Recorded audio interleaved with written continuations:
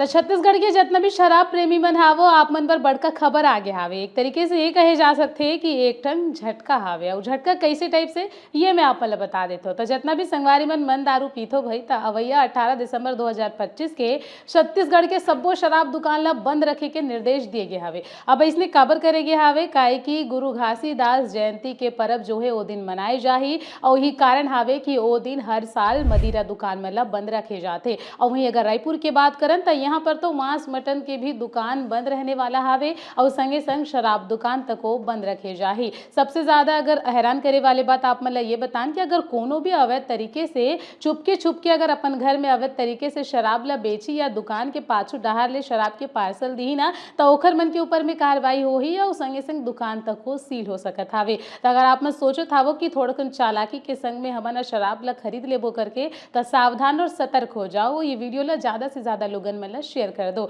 अब एक और बात आप मन ला बता देथन कि आखिरकार गुरु घासीदास बाबा कौन रहिस हवे। आप मन ला बता देन कि ओमन ऐसे मन के रहिस हवे जेन हा पूरा समाज में एकता और समानता के पाठ पढ़ाइस हवे। ओमन कही हवे कि मन के एक समान और ही संदेश ला जो है पूरा दुनिया भर में बगराइस हवे।